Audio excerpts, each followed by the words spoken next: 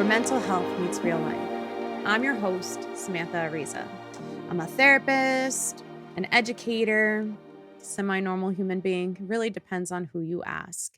But I want to be your go-to for real, relatable conversations about healing, growth, and this emotional, mental wellness thing that we're talking about here. Around here, we believe that mental health doesn't have to be stiff or scary. We keep it human, practical, and try to have a little bit of fun along the way because life is messy, life is so serious, and we're just all trying to figure it out at the end of the day. But I do want to remind you that this is not a replacement for therapy or meant to be therapy. This is just another way to get help and to bring more knowledge about mental health into our day to day lives. Each week, you'll get honest insights, science backed tools, and, stories that remind you you're not alone in this. And whether you're on your own healing journey or supporting someone else, there's something here just for you. So take a breath, grab a cup of coffee, get a little comfy, and let's dive in today. And today we're having a conversation with Sarika. Sarika is someone I work with Minding Your Mind, and she's not just a speaker on mental health. She is actually a doctor. She just received her doctorate, and she's teaching and doing therapy with a lot of other people out there. Sarika's story is one that I really enjoyed listening to the first time, and I think it is something that's super relatable to all of us out there. Sarika tells us of living with a lot of pressure and a lot of pressure that she put on herself. This kind of self-doubt that comes into all of our heads on a day-to-day basis. Sarika talks about her journey with overcoming perfectionism and rewriting the story inside her head about herself. So I hope you really enjoy this story. I hope you learned something from Sarika, and we have so much to talk about. So let's get into it.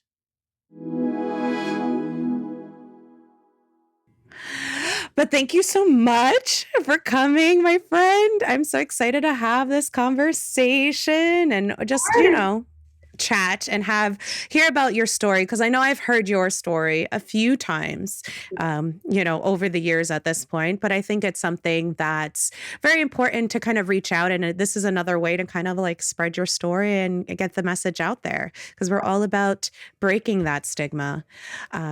So how do you usually describe your mental health journey? How do I describe my mental health journey? Long. Okay. Long, exhausting. I think that as much pain as I've had through my mental health journey, I've also had so much joy. I really consider my journey to have been one of discovery and exploration. I really got to learn so much about myself, rediscover parts of myself that, I thought I had sort of lost along the way. So it really has been a process. I also don't believe that the mental health journey ever ends. I think that, while I don't necessarily feel like I struggle with mental illness anymore, I think that we are always working towards, bettering our mental health and making sure we continue to sort of keep up with it. So it really is a never ending journey, but I really would describe it as arduous as it was incredible. I feel that. I mean, I think that's one of the big things is this idea that it's like a spectrum, and each day can even be so different, let alone where you are in different years of your life. What do you feel is important for people to know before we kind of get into it about your mental health journey? Sure. I think it's important for people to know that I mean everything that I'm saying. I think that a lot of times I'm definitely inundated with mental health content where I'm not necessarily sure that it's reflective of what someone's practicing in reality. And I want everyone to know that everything I'm saying and everything that I do say is 100% real and 100% honest. And I absolutely do practice what I preach. I love that. I know sometimes even for me, when I go out, when I'm talking on Instagram and stuff, I'm trying to catch myself. I'm I probably should listen to myself a little bit more. Yeah. And it's not that I'm not doing it, but maybe that one day is the one day I was oh crap, I catch myself of what I'm saying. Yeah. My Yeah. dad will be like listening to me like edit videos, and my dad's like, huh, she sounds like she knows what she's talking about. Maybe you should listen to her. And I'm like, what the heck, Dad? Like, leave me So alone. funny. That's I so. know. But I think it's even in what you said. It's being honest about the fact that we also struggle at times. Mm-hmm. So like I think that's what I also mean when I say that I mean everything I say. Like even on the days when I'm struggling, I mean it that I'm struggling. It's not just like oh, I'm struggling, but it's like no, those are really hard days. Yes. I think that's really what I want to emphasize. Awesome. I know. We definitely need that. Yeah. So, when did you first realize your inner experience wasn't matching how you looked on the outside? Yeah, that's a great question. I think that throughout the years, I'm very open about, the criticism I received, but I also did receive praise throughout the years. We love being around you. You're beautiful, you're talented, you're funny. And I didn't believe any of it. Um, it was like people saw this version of me that I did not see of myself. I had this one friend in high school who, described me as special or exceptional. And I just saw myself as the complete opposite. I saw myself as nothing. And Mm. so oftentimes that does really add to the stress of if I'm receiving this love around me, I don't believe it. And why don't I believe it? And so I think that when I really got to the point of starting to work on my mental health, one of the biggest things was, helping me understand why is my view of myself so differently. Why do I view myself so differently than the people around me view me? And that was one of the biggest things that I sort of tried to work on is learning about myself. In a way. Awesome. Yeah, no, definitely. I know you do speak about like the criticisms a lot when you do have your talk, but it's good to know that it wasn't the whole story, that there was other things going on as Absolutely. well. But Okay. oftentimes, that depressed part of me or that self-hating part of me filtered out any of the other stuff. So much of I think my mental health journey has been learning not to filter it out and to learn that the positive things and the kind things that people tell me hold just as much value, if not more, because usually the positive things are coming from people who actually know me. Yes. Yes. That power perspective, right? Because I think we get so stuck in the little things that we forget to notice what really is happening. And that like taking a step back to really look at that big picture is so important. And we do filter out the good as so much. And then Yeah, we wonder why we feel like shitty, for lack of a better word. absolutely. Yeah, no. So what misconceptions did you have about mental health before you really got into your journey? Oh, absolutely. And I think those are misconceptions that are unfortunately still very prevalent in society. Hmm. You're oversensitive. You should just be able to fix this on your own. Everything's going well in your life. You have a roof over your head, you have food to eat, you have a family. What is there to be upset about? And I really oftentimes took that to heart of why am I so depressed? Why do I hate myself so much? And so you add this extra layer of now you're depressed about being depressed. Now you're anxious that you're anxious. And I think it's definitely, you're oversensitive, you're weak, you're crazy. I'm a South Asian woman, and in the, South Asian society, mental illness is looked at as like black magic or spirits or something that is, inside of you, that's some sort of evil. And so I had a lot of fear about really addressing my mental health because of that I received from people around me and just society as a whole. Yeah, no, I think that's a big thing. The idea of like, I'm unhappy, but I have all these other good things. So like, this can't be true. I think it's a hard concept for a lot of people to hold these like duality things, like these two concepts at the same time. Like, yeah, I can be sad and my life can be great, but that doesn't take away from the fact that I am still sad. Exactly. I can have gratitude for the things that I have in my life and understand that other people may not have them. And also, I'm really suffering. Yes, yes. Ugh. I feel like that's such a common conversation with clients. You probably feel the same way. Is like both things can be true. We don't need to have one over the other. Exactly, right? And that's where so much of the stress comes from, is trying to sort of pick one or choose one. How can I feel this way versus this way? So, it's as complicated as it is simple, being able to sort of hold those two truths at the same time and understand that it's a dialectic. Yes. Yes. Dialectical behavioral therapy all in one Love thing. Yeah. It's a it. big thing too. I feel like I was talking to someone who was looking and they're like, there's this DBT thing on like every therapist's like profile. And I was like, no, it's like literally does the Lord's work at this point. Because it's real skills. We learn so many skills in terms of, financial literacy or like physical. It's just like, but these are real skills on how to manage our emotions. And I think that's groundbreaking. Of here, I have an actual tool to work with some of these really complicated emotions. I mean, I really think about how different the world would be if we started learning some of those DBT skills at a younger age. Something cold actually brings down my physical temperature. Like, those are real things, and they work. Yes. I literally had this conversation with Brooke because Brooke was talking about how she was like, one of the things that fell short, and I even made a video on my Instagram about it, was she's like, I was doing all of this talk therapy and I was learning so much, but then she was like, okay, now what do I do? Now I know where all of these things come from. Where do I go from here? And I think like that's a huge thing. Like, therapy is great. And I think we do learn the core of a lot of stuff, but then it's like, now what do I do? I've learned the reason. Where do I go from here? Exactly, right. And that's where we were in like the DBT. That's where we were in the somatic. Like, I'm a very, very somatic therapist, and I've learned from personal experience that trauma is held in the body.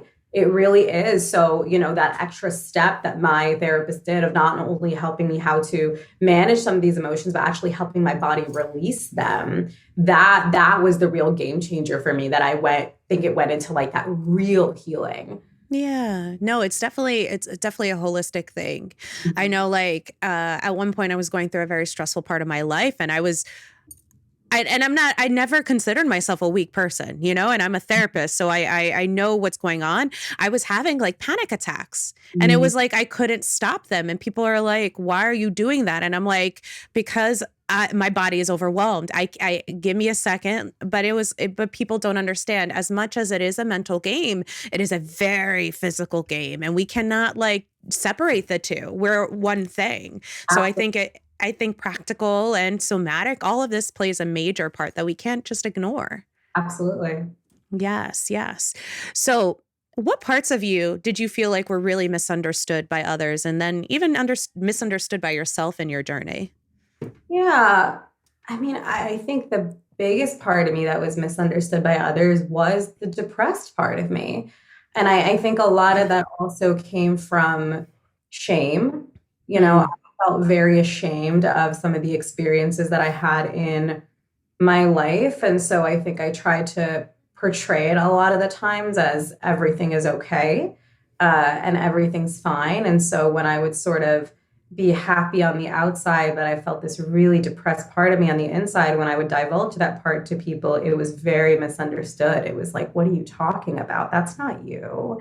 But the other thing too is, even the people who knew my experiences, for example, my family was a really big part of it. It was very misunderstood. It was, you're so oversensitive. How did these experiences bother you so much? We've all gone through something.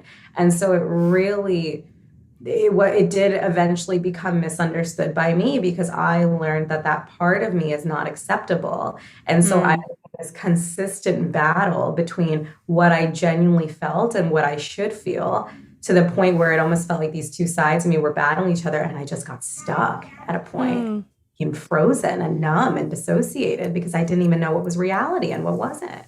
Yeah, definitely. So I know you mentioned shame. So when you think about shame, how do you kind of understand it for yourself? Yeah, so I get this question a lot, and we often confuse guilt and shame. Guilt is I did something bad. Shame is I am bad. And for me, I held so much shame from such a young age, because the early experiences that I went through, the abuse, the trauma, we don't have someone when we're younger who can help explain to us that that's not you. We don't have someone who's saying, hey, that's just your parents going through something. That's your family. That's that person. We internalize all that as there is something wrong with me.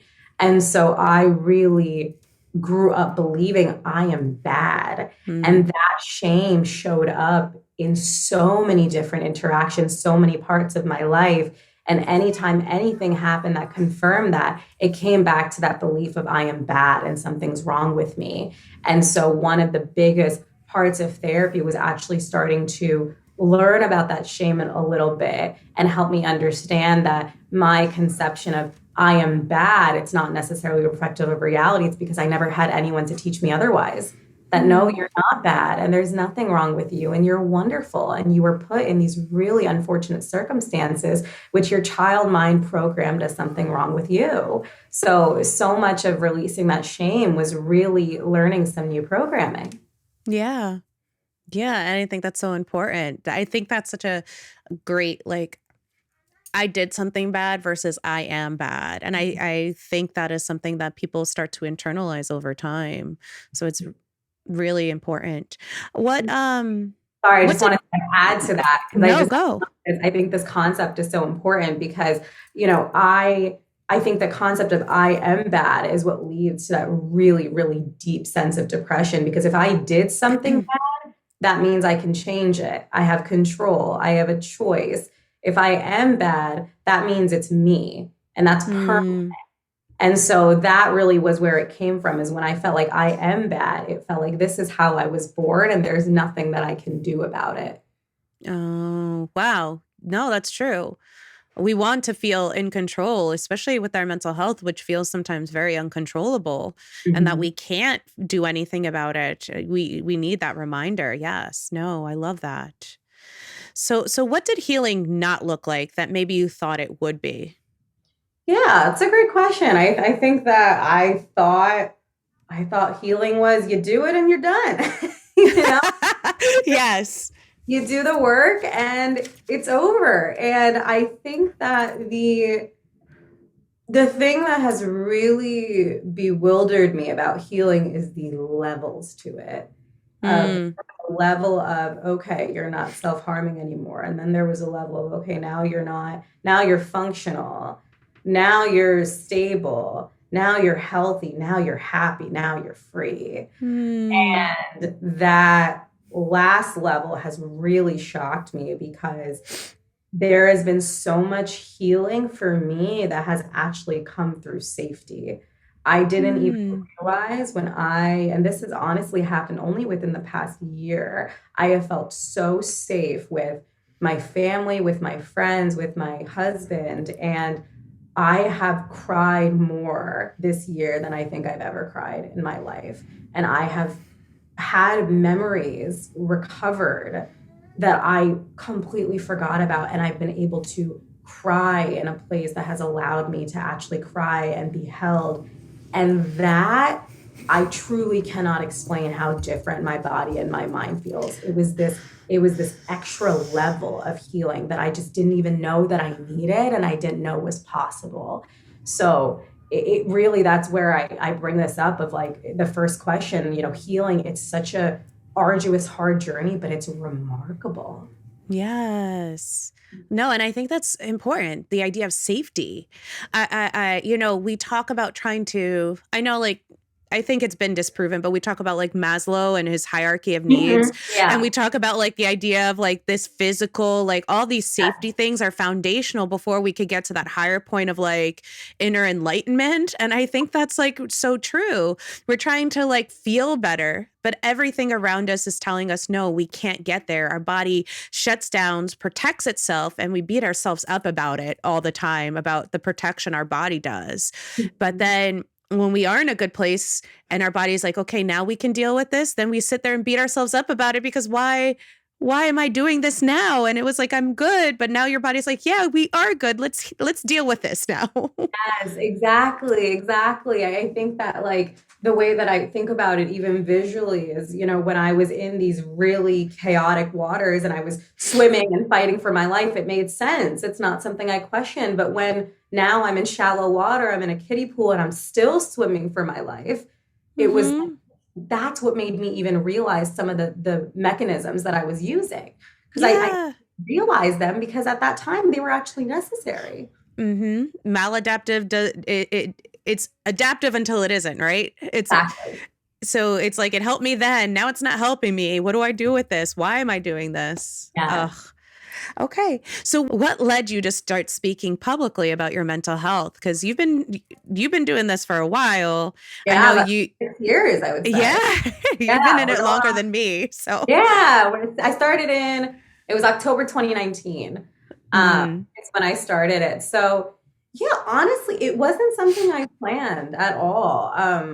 I think that's the beauty of it. This wasn't a dream that I had. This wasn't a way that I ever saw my life going.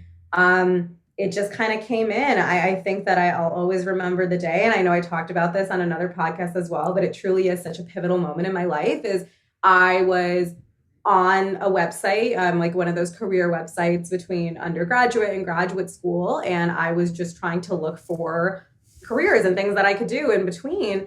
And Minding Your Mind came up. And it came up as it said, Minding Your Mind, young adult public speakers, personal experience needed.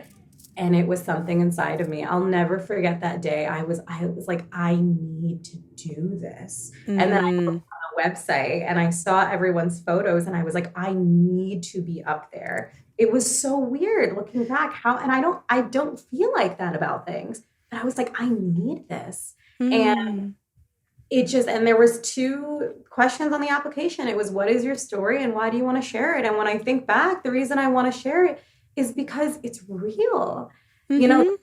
real story of having such deep trauma, deep illness, and actually being able to recover to a point of joy and happiness. And I don't think I've ever Yes. heard anything like that from anyone before. The only real stories I would hear about mental illness are like, people in the media and, like celebrities. And that wasn't something that I could relate to. But I was just like, wow, if I could really hear from a person like me who's just a normal human being who just struggled and is was able to recover. And I was like, I could be that human being.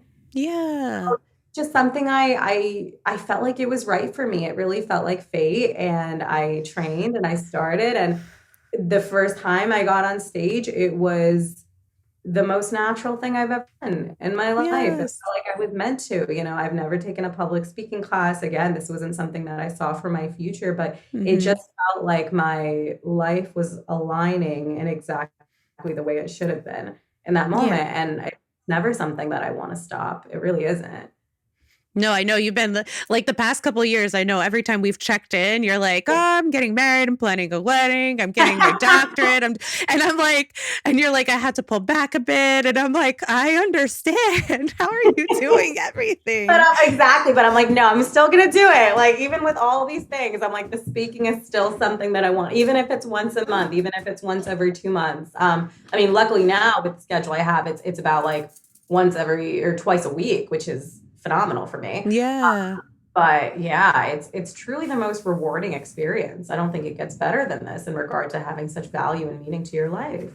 There's I think one like important thing that I think I do hit on when I do speak about your story. I don't know if you've ever noticed when I've spoke with you when I say it, is I feel like with your story, one of the biggest things was this myth about like if you're getting good grades and you're doing well in school and like how like there's nothing wrong, like that only people who are struggling show it so outwardly that we notice it, like that this is like that big myth. I think I always hit on it, like because you were getting straight A's, you got, you were offered like I think you were offered a scholarship too. No, No, I was not. no, but I know it was like you were doing great in Yes, school, yeah, got top of into the class. NYU and like like you were struggling. Absolutely. And I mean, I think that my grades definitely did start slipping and I was struggling during about like high school for sure, Mm-hmm. like end of middle school, high school. But I was, struggling and suffering with very, difficult feelings when I was getting straight A's. Absolutely. And I think that that is absolutely a misconception that, but you're clearly fine. But the amount Mm-hmm. of stress that I was putting on myself to get those straight A's. I mean, I would stay up day and night. I'd be memorizing study guides. I mean, I needed to be perfect. I have this memory where we had a test. It was like a history test or something when I was in like maybe fourth or fifth grade, and she gave us a study guide. I memorized the entire study guide word for word, and I wrote verbatim every answer from the Wow. study guide on the test, right? I did not need to do that, but I felt like I needed to. That was Yeah. something internally happening inside of me. And so it was interesting. I was speaking at a school, and there was this girl that came up to me afterwards, and I'll never forget this because it really hit me. It's like I was looking in a mirror where it was maybe like, I think this was like sixth or seventh grade, very young. And she came up to me after my talk and she was sobbing. And then Mm. her teacher came, her entire face, it's like nothing had happened. It was a second, Oof. 1 second. And I felt internally, and I said bye. And then I went to my car and I just started crying because I saw myself in her, someone who is so able to just turn it on so quickly to the point where, of course, the people around you don't recognize it. Mm-hmm. So I think that's why I really do, share this story also, is to show that like, it's not just overtly struggling. This is something that can be such a covert experience, but it's Yes. so debilitating. Yes, yes, because I think we kind of, society and people in general, like praise this idea of like perfectionism. Yes, And so if you're achieving that perfectionism, there can't be anything wrong. exactly. You're good. You did You're what you had good. to do. You're good. You're functioning. Yeah, It's like, but the amount that I'm putting in to achieve that functioning, you're going to burn out. And that's what exactly. I burned out. Yes, exactly. No, and I think that's the thing that I always think about with your story is about how we never really look at that, and there's so much there that needs to be uncovered and talked about more. Mhm. Was there any hesitation or fear about sharing your story? I think that definitely being South Asian, I was like, what is sort of my community going to think? And I think the difference though is there's definitely hesitation, um, but I still do it anyways. I Mm, think that I don't necessarily think I'm at a place, and maybe I'll never be, where I'm like 100% like, I don't care at all, right? What? Because of course, like, we're always going to care a little bit about what people are thinking. And I know that I've heard there's been people who are very supportive of my journey, and there's been other people who have not been supportive of me sharing this in the way that I'm sharing it. It's too much. You're making South Asian culture look bad, right? Getting good grades isn't a bad thing. Like, I've heard all of it. mm. And it doesn't feel great. And it's not ever going to deter me from continuing to share it. Oh, awesome. Okay. So I guess how did you decide what parts to share in your journey and what you wanted to share publicly? Because it sounds like you've gotten a lot of different feedback about what you have shared over time.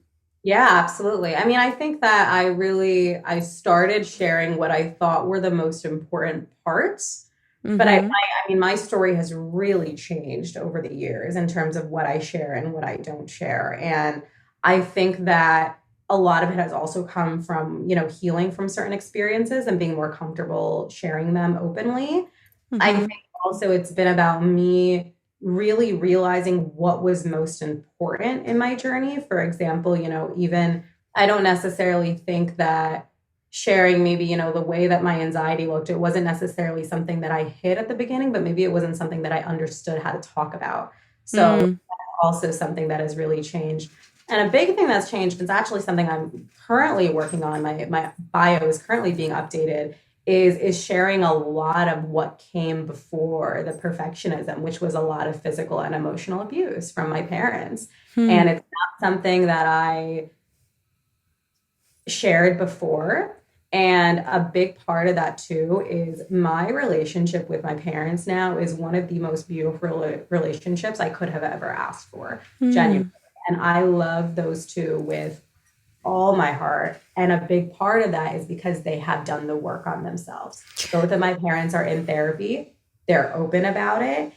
And I didn't know how to share that part of my life without having people look poorly on them. I didn't want that. I care so deeply about them. But I actually had a conversation with them probably about I think it's been 2 weeks ago, where I said, this has been such a big part of my journey. And I feel like this part, especially the abuse, the sort of physical punishment, is something that 1 out of 4 children go through. And I could be reaching so many more people, but I never want you two to be upset about that. Yeah. And, my dad, he thought about it and he looked at me and he said, I support you. And it was, I really, really felt so grateful in that moment. And I think a really big part of also why I want to start sharing that part is because I think that a lot of families believe if something that happens, especially a lot of children believe if something that happens when you're younger, basically it's kind of what, I work on myself. Maybe I distance from my parents and that's my life. And that's what it looks like. You never hear stories about families who have been through so much, abusive parents, children who have suffered from mental illness, and families that have worked on their own mental health and have actually grown and become this really beautiful unit. And I want to share that because that's exactly what happened in my life. And I want people to know that it's a possibility.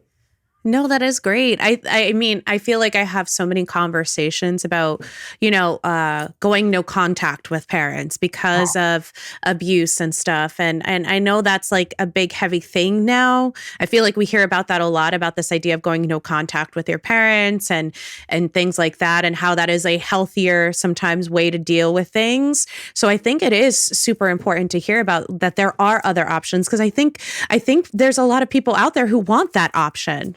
Yeah. And who don't even know that could look like that. Yeah. And I think I give just as much as I give myself credit for that. It's also my parents. Unfortunately, there's a lot of parents out there who aren't willing to do the work. And there's also parents that are willing to do the work. And my parents are an example of people who were willing to do the work. Mm-hmm. What do you think kind of played a part in that? Because I feel like I can hear people who are like, well, I've learned that my parents are not going to change. I guess what kind of signaled, what kind of got that to them? How did they get there? The truth is I'll never really know for sure, but I believe that just as, adults model behaviors for their children, I believe children also model behaviors for their parents. And I think that me going through my journey all the way from what I felt to the way I was able to heal, I almost feel like it served as a model for them of actually being able to reflect on their own pain, being able to reflect when I, opened up about how I was feeling certain things. It was almost like a signal, wait a second, I feel that too. And then I was able to heal from certain things and react to them differently. And I did not force them to react to it in a healthy way. I didn't tell them this is how you should react. I just modeled it by example. And I think that it served as a possibility of, oh, wow, maybe I can also do that. So how did Sarah do that? Maybe I can too. And I think that a big part of it was I stopped trying to change them. I stopped trying to control them. I stopped trying to change them. I stopped trying to tell them, everything that, what they were doing was wrong. And I was like, you know what, I'm going to stand my ground. And this is how I see the situation. And I think that once I actually surrendered control, that was a game changer. So stopped trying to change them, but did things that made sense for who you are. So it sounds like there's a lot of boundary setting, a lot of conversation.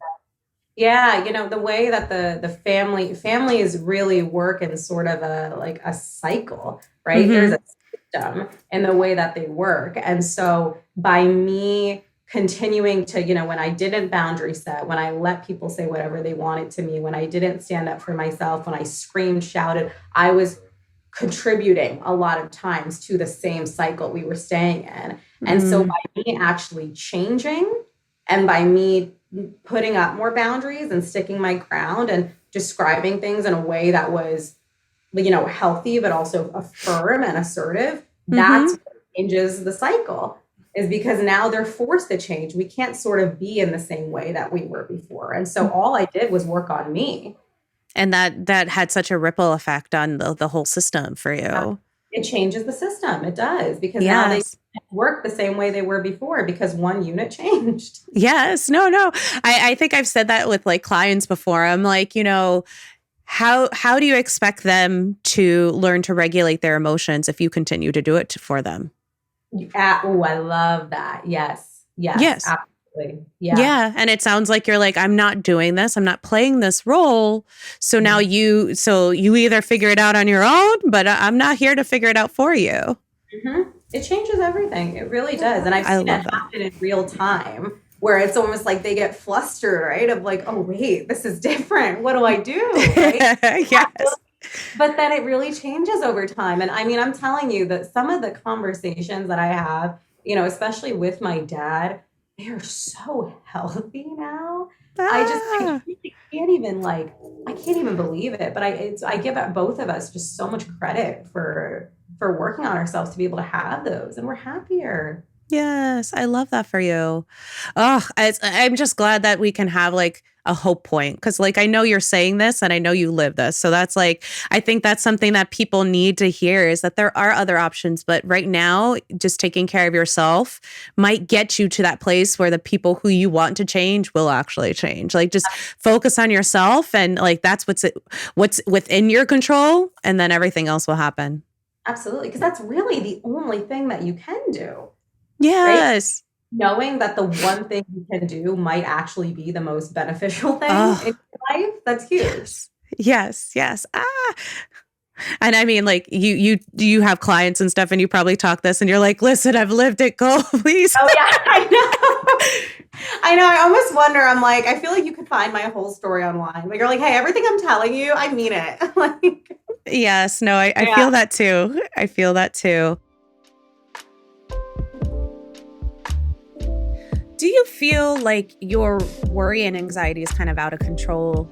That any little thing can kind of send you out into a spiral, and that you're constantly like stuck in your head without like any escape? I have a solution for you.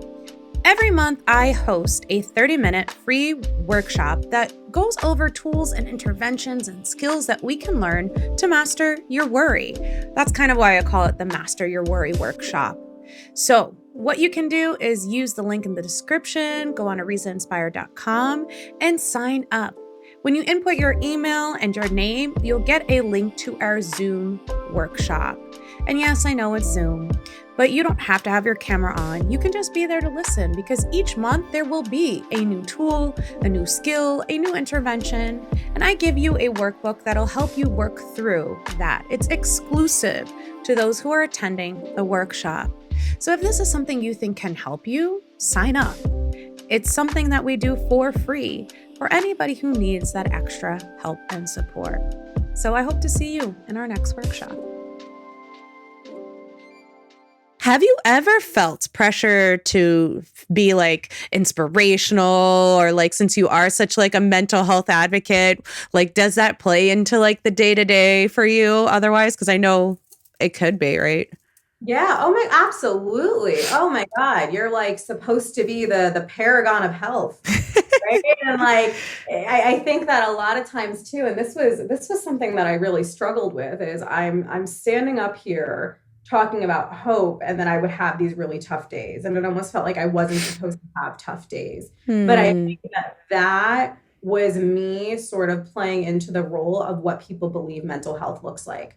That when you're good, and that's it. And so if I have a bad day, that actually means I was never good to begin with.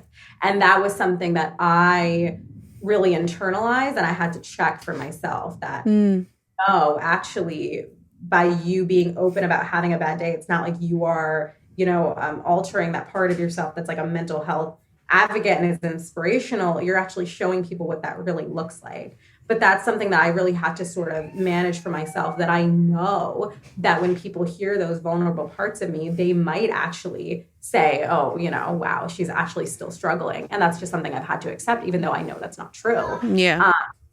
But I also think just being a clinician, I mean, you are expected. I've had so many people be like, but you're a therapist, you should understand.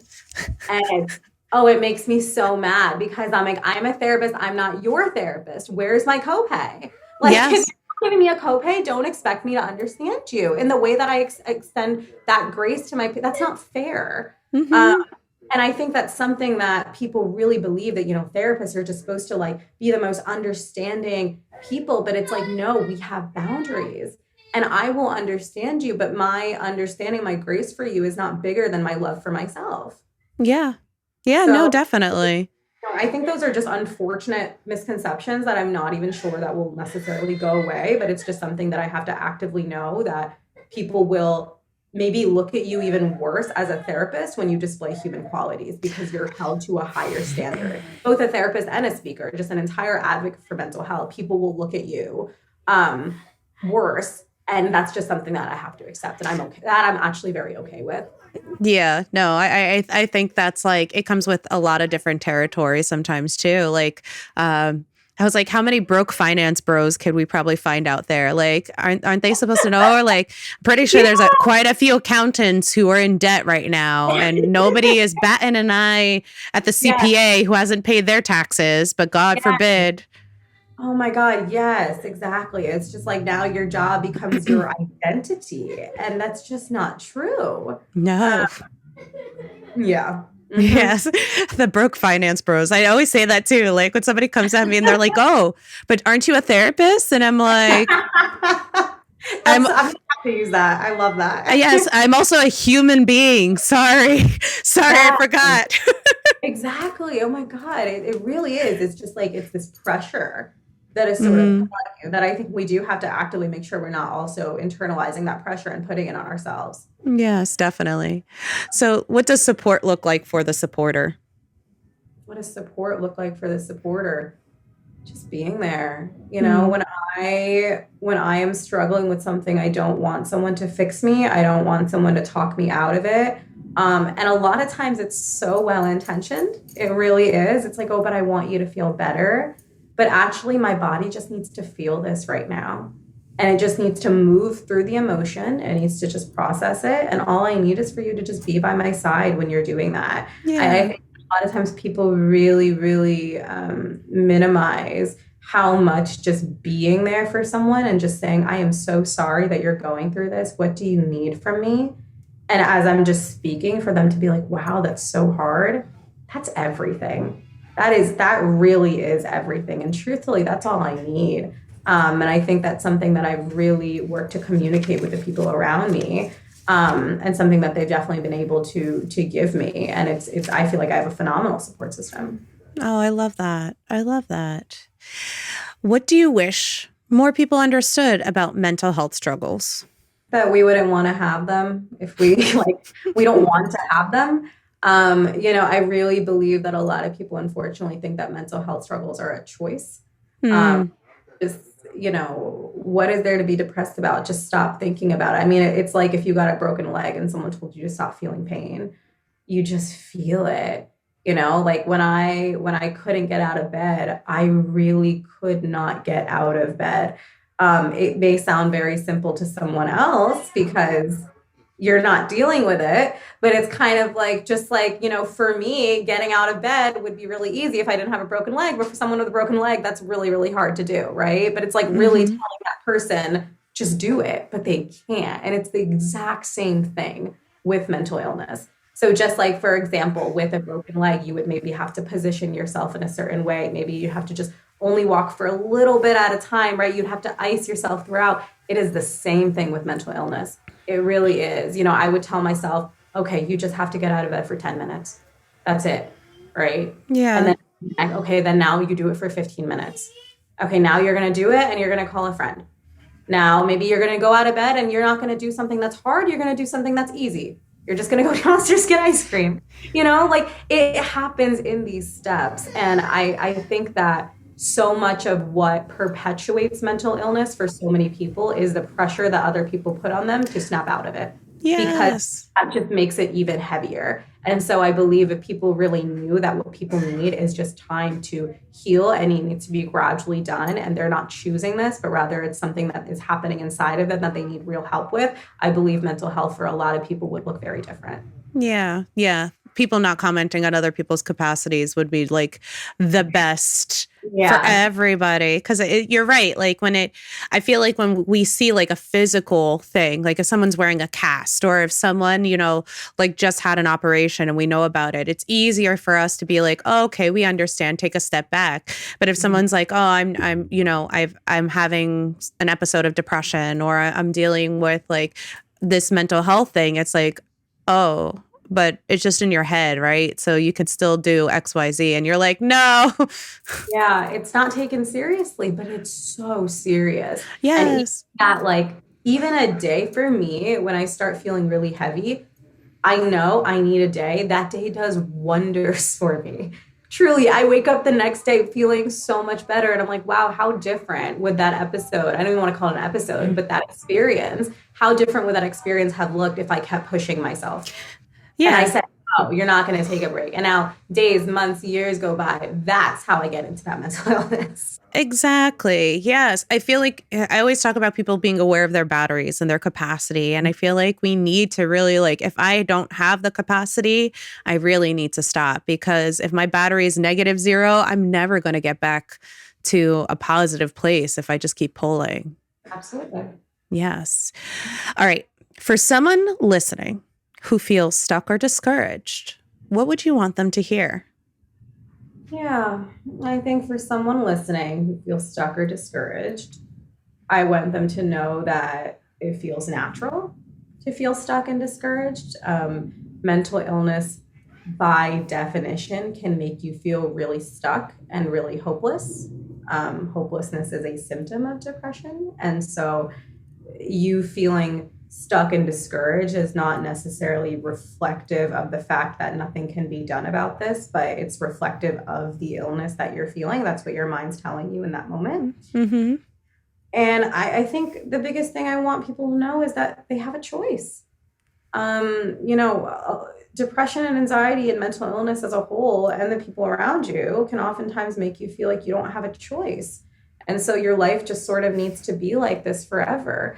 But the truth is you do have a choice, and getting help works. It actually really works. I think that it's as complicated as it is simple.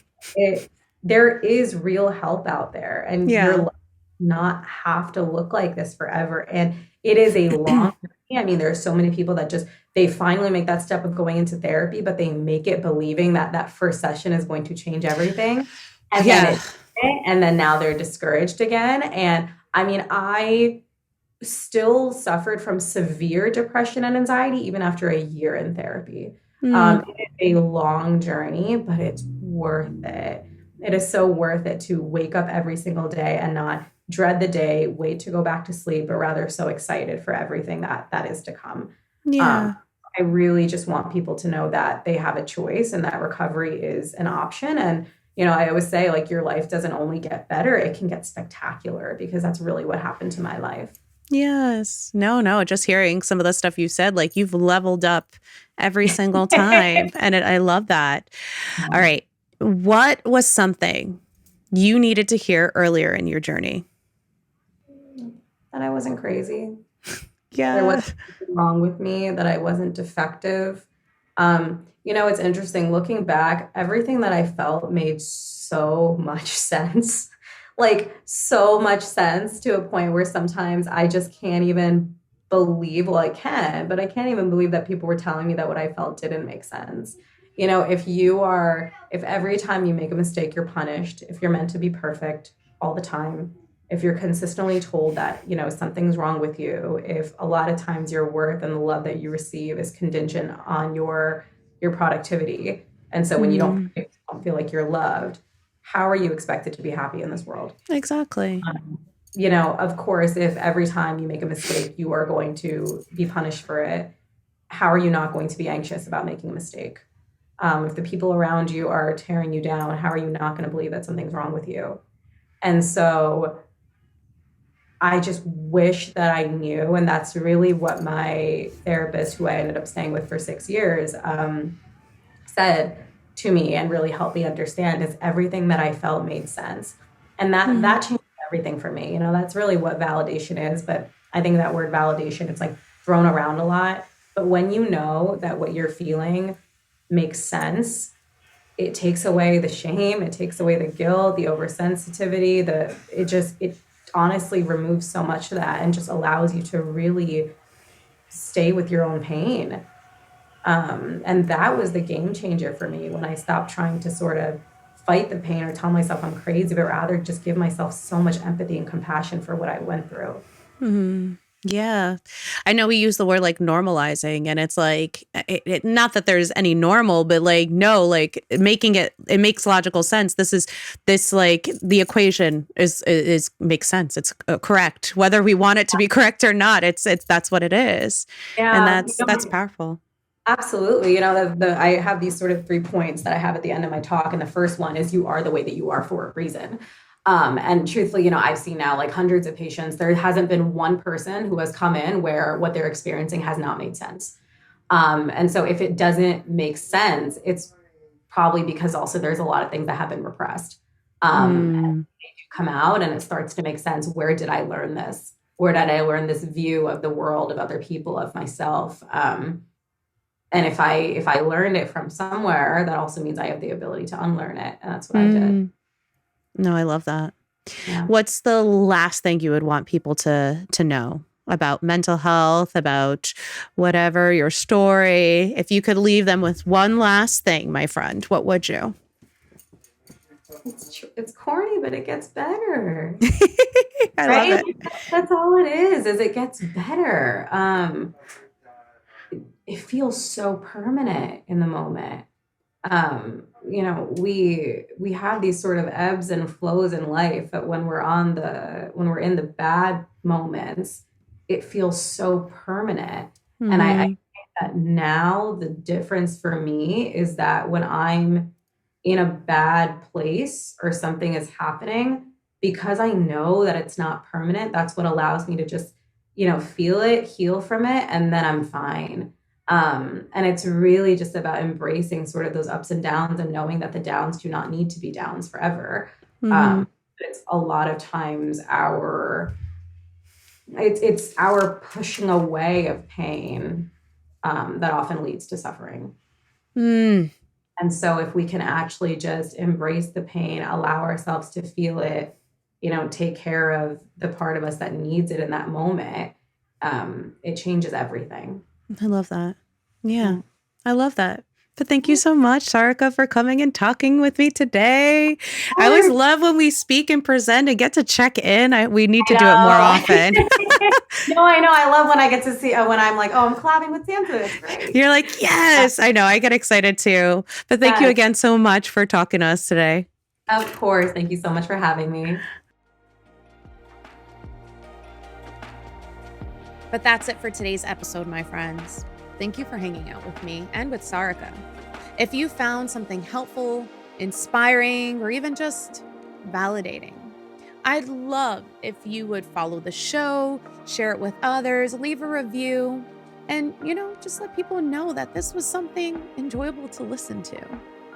Do you want more tools to support your mental wellness journey? Well, I have some stuff for you. If you head over to arizainspire.com or even to our Stan store, you'll find free resources, self-paced courses, and different workbooks and resources to help you heal, grow, and show up for yourself. But don't forget to follow us. Follow us on TikTok, on Facebook, on Instagram at Ariza Inspire. And that's where we keep this conversation going, where I share mental health tips, share about my own mental health stuff some days, and just give you a behind the scenes of this show right now. I'm even recording something right now to put up for a behind the scenes. And you know what? We remind you when new episodes are coming out. But at the end of the day, my friends, I want you to take care of yourselves. And I'll catch you in the next episode.